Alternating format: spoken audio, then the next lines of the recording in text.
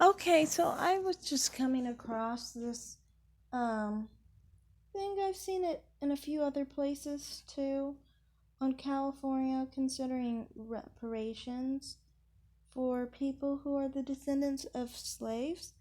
I saw that they made the decision. I'll actually just play it.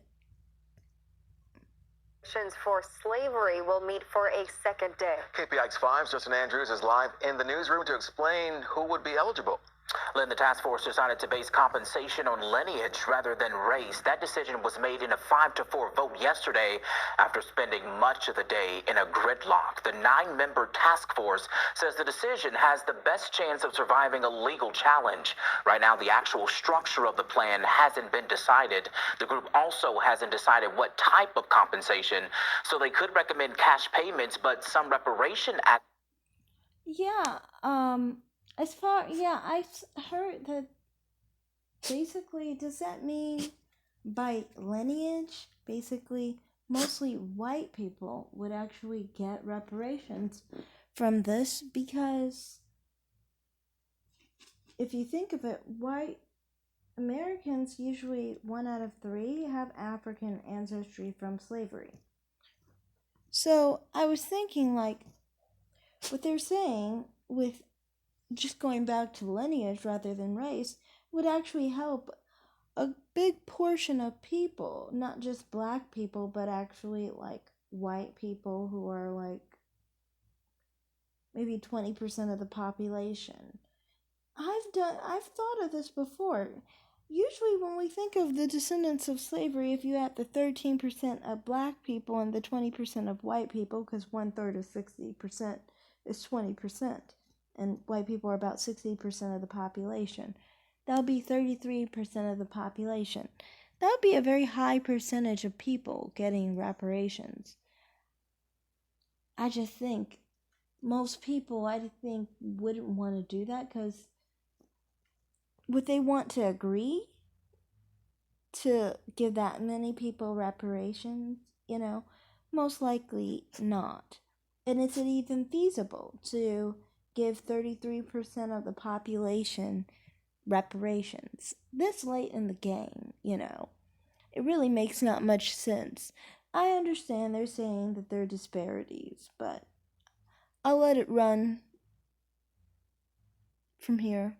Advocates have instead proposed using restitution to close disparities in areas like education, healthcare, and land ownership.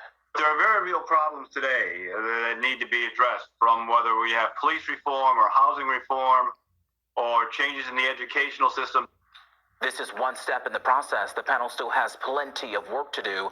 Yeah, I like the idea of school. That would be smart, and it would be less costly to those individuals because it would only be 1/3 of the population getting maybe free education or something like that, which would be better. If you're trying to financially support 1/3 of the population, give free housing to 1/3 of the population, that's gonna fucking break the country, break the state, break the economy, basically. So I was just commenting on this. I've always said, like, if reparations were ever given, I would think that it would be appropriate to give it to people regardless of race, not just black people, but white people too.